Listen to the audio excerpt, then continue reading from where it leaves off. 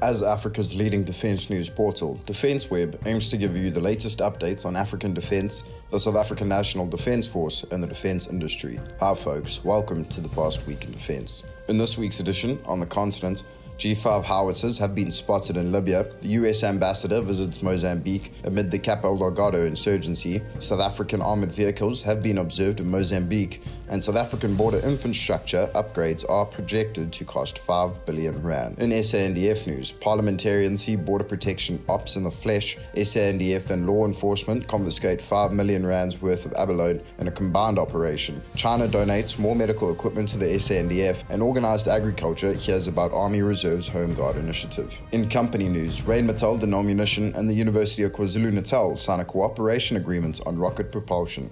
In African defense news, G5 howitzers seen in Libya. It appears the Libyan National Army, LNA, is now operating South African-made G5 155mm howitzers, most likely delivered by the United Arab Emirates UAE. What appeared to be Denel Land Systems G5 towed howitzers were seen in a video released on the 14th of November by the Libyan National Army, which controls eastern Libya. The video also shared what appeared to be Serbian multiple rocket launchers, according to Janes. The UAE acquired G5 and self-propelled G6 howitzers from South Africa and is the most likely supplier of the weapons to Libya. It has supplied LNA forces with other equipment. According to the Stockholm International Peace Research Institute's Arms Transfers database, the UAE in 2013/14 acquired 6 second-hand G5s from South Africa that were modernized before delivery. Between 1991 and 1993, the UAE took delivery of 78 G6 self-propelled howitzers for Abu Dhabi. The 14th of November video showed artillery including M46 130mm and D30 120mm guns, mortars, anti-tank missiles, and what appeared to be Serbian Morava multiple rocket launchers firing during an exercise, as well as parachute drops from an Mi-8/17 helicopters. Numerous Soviet-era tanks were also seen taking part, along with technicals and other vehicles. US Ambassador visits Mozambique amid Cabo Delgado insurgency. US Ambassador Nathan A. Sales visited Maputo, Mozambique between the 2nd and the 3rd of December to reinforce the United States government's commitment to support Mozambique efforts to counter terrorism and violent extremism. Ambassador Sales serves as the coordinator for counterterrorism, special envoy to the Global Coalition to Defeat ISIS, and acting Under Secretary of State for Civilian Security, Democracy, and Human Rights. He is the most senior US government official to visit Mozambique in 2020, the US Embassy in Maputo said. In meetings with President Filipe Nyusi and Foreign Affairs Minister Verona Makamo, he emphasized the need for international cooperation to defeat the terrorists brutalizing and displacing civilians in Cabo Delgado. The United States is keenly interested in partnering with Mozambique, he said, deepening our friendship while we jointly confront the challenge of terrorism. US Ambassador to Mozambique Dennis W. Hearn said the US government is committed to working with the government of the Republic of Mozambique, as well as with other development partners, civil society organizations, and the private sector, to promote stability and strengthen the resilience of Mozambican communities affected by violent extremism and terrorism. South African armoured vehicles spotted in Mozambique. It appears that South African-made armoured personnel carriers have made their way to Mozambique as part of efforts to control the violent insurgency in the northern Cabo Delgado province. A photo emerged online in late November showing a marauder at what appears to be a port in Mozambique. It is fitted with a turret-mounted machine gun. According to local media, the type will be used in the fight against insurgents. March 24 Horas reported that 5 marauders arrived in November to reinforce landward operations against Islamist insurgents in the north of the country. The publication also reported that 2 light tanks have been delivered from South Africa. The 17-ton marauder, manufactured by Paramount Group, can accommodate up to 12 personnel, including 2 crew, and offers STANAG Level 3 protection. Its hull can withstand a direct explosion of 8 kgs of TNT. Other sub-Saharan African operators include the Republic of Congo and Malawi. Elsewhere, Paramount has sold marauders to Mali, Nigeria, Kazakhstan as the Arlan, and Singapore as the Balrex. SA border infrastructure upgrade project to cost 5 billion rand. Long-term borderline infrastructure is the description given by Minister Patricia de Lille's Department of Public Works and Infrastructure in an ambitious presentation to Parliament's designated oversight committee. The securing the borderline component relates to fencing and patrol roads, with Public Works and Infrastructure Portfolio Committee this week hearing site clearance for integrated borderline fencing and patrol roads is currently underway for borderlines patrolled by the SA National Defence Force. At present, this task covers approximately 700 kilometers of South Africa/Zimbabwe border, approximately 600 of the Lesotho/South Africa border and about 600 kilometers of South Africa's land border with Eswatini and Mozambique. The Department of Public Works and Infrastructure goes on to state border fencing will happen in 3 phases.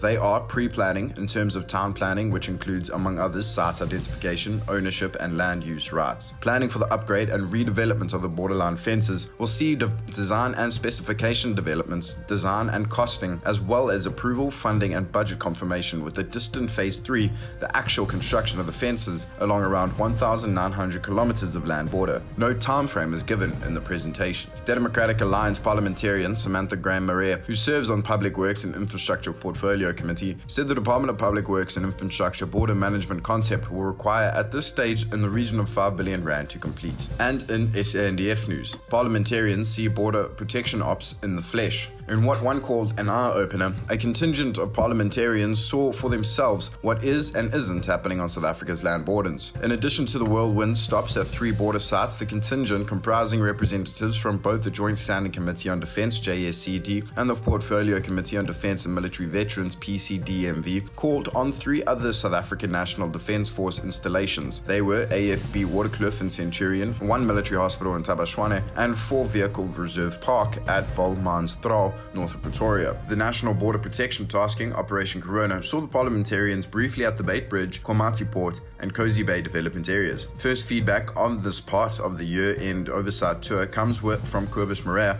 the Democratic Alliance Shadow Defence Minister. He told Defence Web, after seeing troops in parts of the mission area, that is South Africa's border with Botswana and Zimbabwe, the 4 companies currently deployed there are totally inadequate. The lack of force multipliers such as unmanned aerial vehicles, radar, and aerial reconnaissance by the SA Air Force assets should be addressed urgently if any headway is to be made against illegal immigrants and smugglers, Morea said. In response to a question on the utilization of mobility packages, slightly modified Toyota Land Cruisers, which replaced Nissan 4x4 1-tonnage just over 3 years ago, he was told of the 95 units deployed to the Botswana/Zimbabwe border, about 30 are no longer in service. His observation of the mobility packages at work conclude that northern KwaZulu-Natal is good territory for them with lots of sandy terrain, but they are not adequate on the Eswatini and Mozambique borders. Tires, clutch, body wear and tear, and so on is huge and make many unserviceable. Long waiting periods for repairs is also a huge problem, Morais said, adding that the vehicles were not all that practical. SANDF and law enforcement confiscate 5 million rands worth of abalone in combined operation. A multidisciplinary task team consisting of the South African National Defence Force, SA Police, and other law enforcement players in late November carried out a combined operation in the Gansbaai area of the Western Cape that netted several suspects and confiscated abalone with an estimated export value of more than 5 million rand. The SA Police Service, SAPS, said the operation took place on 29th of November around Pearly Beach and Gansbaai and involved the SA Air Force, SAPS Sea Border Patrol Unit, SAPS Air Wing, SAPS Special Task Force, Anti-Gang Unit, Overberg SAPS, Overstrand Law Enforcement, Overstrand Traffic, Cape Nature, and officials from the Department of Environment, Forestry and Fisheries, DEFF, with assistance from Bidvest Proteocoin. Air assets included a SA Air Force RX and a police AS-350 Squirrel helicopter. The SAPS said the operation was part of a targeted approach, including investigation into the links between abalone poaching, gangsterism, and organized crime. During the operation over the weekend, poachers were targeted from the air, on land, and on water. 2 vessels, which were identified beforehand through investigations as being involved in poaching activities, as well as 2 vehicles, a Mazda double cab Bucky and Land Rover SUV, were confiscated. The police also confiscated 5,122 units of abalone during operations executed in Ilukhohweni and Buffelsjagspy. Members found 576 units of shackled abalone during the operation. 3 suspects, aged 23, 28, and 41, were arrested on charges of diving in a restricted zone, the illegal possession of 535 units shucked abalone, and possession of prohibited gear in Ilukhohweni.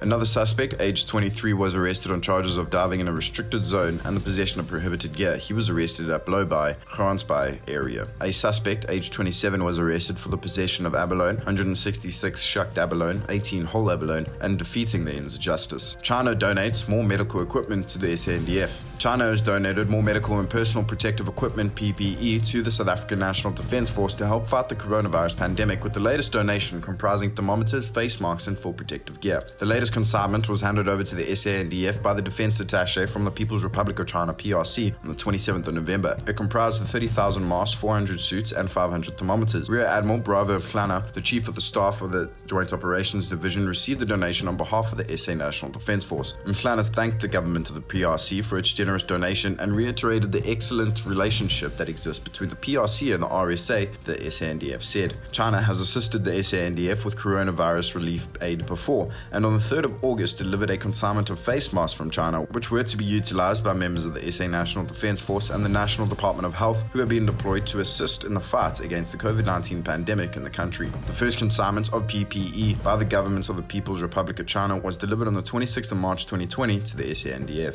Organised Agriculture hears about Army Reserve's Home Guard initiative. Ambitious plans by the Army Reserves to establish a military presence under the Mzansi Home Guard to up security in South Africa's rural areas has the nod of approval from Organised Agriculture. In the initiative, announced in July by Chief Army Reserves Brigadier General Gerard Kampfer, will see better utilization of South Africa's part-time soldiers, in addition to duties including supporting needy rural communities with water and sanitation services. Soldiers and other musterings on Home Guard call-up will help with response to natural and man-made disasters, as well as, importantly, intelligence gathering in rural and semi-rural areas to improve security. A statement released post a high-level meeting between Agri-SA, representing Organised Agriculture, and the SA National Defence Force, has it further areas of cooperation will be explored, as well as establishing a mutually beneficial relationship to specifically explore integrated rural economic development and rural security initiatives. Chief of the SANDF, General Solly Schalke, according to the statement, said the National Defence Force should be a role player assisting communities in distress and farming communities. The SANDF should be a bridge builder. The country's senior soldier is aware of the security and safety threat faced by farming communities along international borders, adding cross-border crime should be dealt with to address this. And in industry news, RDM and UKZN signed cooperation agreements on rocket propulsion. Rheinmetall Denel Munition RDM and the University of KwaZulu-Natal UKZN have signed a cooperation agreement on rocket propulsion as an early step for a commercial satellite launch vehicle. The memorandum of agreement covers cooperation in the development of new rocket propulsion technologies, including collaboration on a liquid propellant rocket engine project named Sapphire, the RDM said. The Sapphire initiative, which stands for South African First Integrated Rocket Engine, is a project created by UKZN's Aerospace Systems Research Group. Sapphire originally started out as a paper design study by the Aerospace Systems Research Group. The modular and compact liquid propellant rocket engine would power a hypothetical 75 kg payload satellite launch vehicle. The Aerospace Systems Research Group runs the only university-based launch vehicle propulsion program in South Africa and is supported by the Department of Science and Innovation. The immediate aim of Sapphire is the development of a compact rocket engine that can be clustered to power the first and second stages of a commercial small satellite launch vehicle. RDM will support the program with element design, analysis, and the manufacturing of key components, as well as the static evaluation of these rocket engines. South Africa is geographically well placed to launch satellites into polar orbits and has a clear airspace that will allow for more frequent launches than sites in Northern Hemisphere locations like Europe and the United States, where rocket launches can interfere with commercial flight schedules. South Africa has already designed and built several small satellites which have been launched by other countries. The Aerospace Systems Research Group is located within UKZN's discipline of mechanical engineering, where more than a dozen graduate students are currently enrolled in master's and doctoral degrees focusing on rocket engine design, turbo machinery, and associated technologies such as airframe design and launch systems. Please like and subscribe to our YouTube channel, our daily and weekly newsletter, and our other social media platforms if you enjoyed the webcast. Leave your comments below. Thank you for listening. Stay safe, and I'll see you next week.